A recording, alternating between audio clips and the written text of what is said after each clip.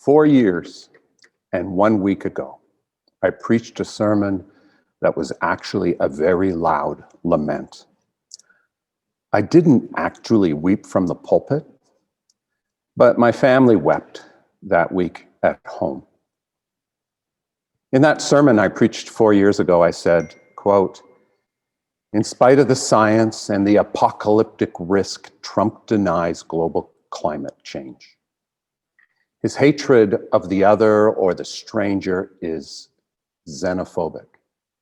It means that he wants to ban all Muslim immigration and deport millions of non-documented immigrants, and he has no sympathy for the issues that have ignited the Black Lives Matter movement, that statements Jews to black money, or denying that Obama was born in America or is a Christian, Trump's mockery of people with disabilities, his pathetic and demeaning treatment of women, his goading of supporters to violence at his rallies against protesters. These actions are not just impolitic, they are immoral." 4 years later, now, Trump has not changed course. So I'm sitting on pins and needles when it comes to Tuesday's election. You all know I'm a dual US-Canadian citizen. I try to do my part. I voted in my Canadian ridings by-election this week and donated to my favorite candidate's campaign.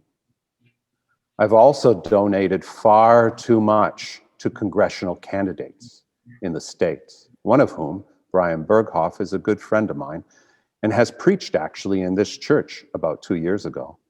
He stands an excellent chance of turning his district away from Trump. At the risk of sounding too political, I confess that I voted Democratic. Not because I can't imagine a world where I might ever vote for a Republican, but because of Donald Trump's heartlessness, his lying, his racism, his violence against women, his fear-mongering. I voted Democrat because Trump's science denial has led to the deaths of tens of thousands, if not 100,000 more Americans than necessary. Ironically, I am presently teaching a course on Media and Me, where one of the themes is moderation when it comes to the use of social media and screens. I confess that I have not been able to follow my own advice. I can't put down my phone's news scroll. I am riddled by anxiety as the election approaches. So lately, I guess I have to be honest and say I've lost focus. I'm moving to a new home next week in Bowmanville just to make things a little bit more interesting on top of everything else. And I'm working on my Canadian corporate taxes for the IRS, even though I don't live in the United States. I'm having a hard time seeing the big picture right now, just polls and packing box numbers and tax forms. What would a proper focus be? Not, I think, a reality-denying expectation that God will snap her fingers and make everything better for me. Not a private sense of my optimism and hope as if my feelings alone could change the course of history. What would a proper focus be at a time such as this? Well, I'm going to give you an unexpected answer. In part, to be perfectly honest, I'm giving you this answer because I was looking for something, anything, in today's text, which was chosen long ago, something that would make some sense given my anxieties and preoccupation. And then I've added some more scripture from the Bible to fill out the text theme. But here's what I came up with. When sorrows and sea billows roll, I cling to the idea that it isn't my job to command the wind and the waves, which is impossible anyway. I'm not God. No, when sorrows and sea billows roar, my life depends on giving my all to sailing the ship the best I can. To that end, I offer in my entire life, my all in worship to God, which means primarily I'm trying to love my neighbors even in the midst of all this stuff. Let's see how I got there via this Old Testament story. A devastating plague, on a per capita basis, even worse than COVID-19. A plague has decimated Israel in our text. Last week, I explained that the only conceivable way that the Israelites could get their heads around this plague was to blame God for it. But then they exonerated God by believing that God repented of the evil he did. I'm not going to repeat that sermon now. It's on our webpage. What I want to talk about is what David did and said after the plague. According to this legend, David went to the place where he believed the angel had stopped killing people. David was so thankful for this mercy that he built an altar to God exactly there on the threshing floor named Aruna. Now, Aruna, thankful, offers to give David the land for free, the animals and the wood David needs for free to make a sacrifice of gratitude for the end of the plague. Aruna is just happy that his family and his workers have been spared. But David refuses to let Aruna make this huge religious donation because, says David, I will not offer to God something that has cost me nothing. This is where my focus should be. This costly sacrifice of my all, as little as that is, even if it can make little difference in thanks for the gift of life. And our presence at Sunday worship ought to serve as a symbolic down payment for how we plan to give our whole lives, actually, always, whatever we're doing, as a, sometimes at least, costly sacrifice to God. The Bible fleshes this insight about the all-of-life cost of worship over and over again, especially in the New Testament, but in the Old too. Consider the Apostle Paul, who says, for example, therefore, I urge you, brothers and sisters, in view of God's mercy, to offer your bodies as a living sacrifice, holy and pleasing to God. And Paul says, live a life worthy of the Lord and please him in every way, bearing fruit in every good work. An Old Testament prophet fleshes out what this means for rich people living in a time of poverty and political unrest. Micah asks, with what shall I come before the Lord and bow myself before the God on high? Shall I come before him merely with burnt offerings, with calves a year old, with worship on Sabbath or Sunday? Micah answers his question about worship with a resounding no. What does the Lord require of you, asks Micah? To act justly and to love mercy and to walk humbly with your God, always. Worship is your whole life.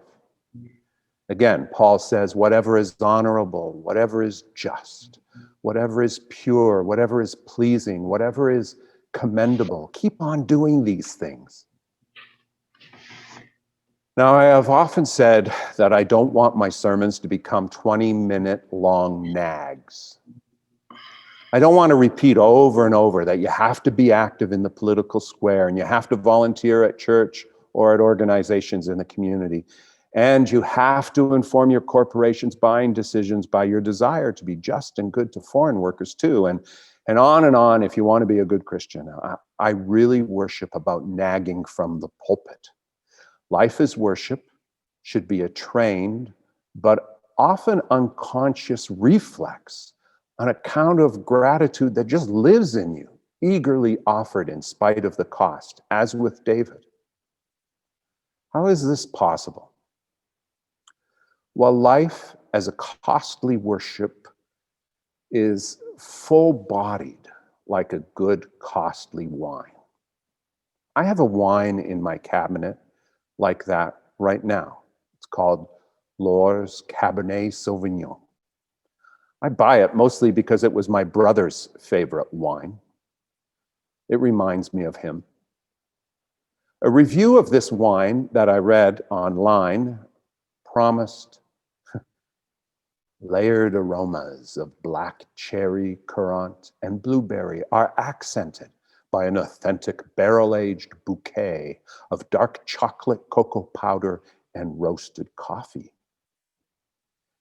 Now, if truth be told, when I taste that wine with an eye or a nose to teasing out some of those flavors, I think I can almost do it barely, a little bit, with lots of room for nasal error left over. I do catch a hint of the berries and the coffee, I think.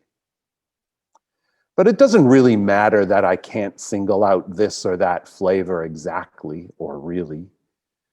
The quality of the wine isn't the coffee in isolation or the black cherry in isolation. Lore's Cabernet is a full-bodied wine, a single thing, as are our lives, in spite of all the complexities we face. Lore's Cabernet is a single, as is our daily and weekly and annual and always worship, a single thing. None of us bring the same recipe to our lives as worship, but we all aim for a pleasing bouquet we can offer God and neighbor, whatever it is we do for work or fun or family or in the public square. Anyway, 4 years and 1 week ago, I preached a sermon that was actually a loud lament.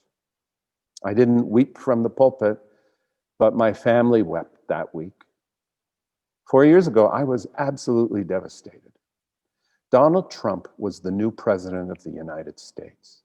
In the years following, though I've been politically active, I've realized that no single thing I do is going to make the critical difference to what happens this coming Tuesday night or Wednesday or Thursday or Friday as the votes come in.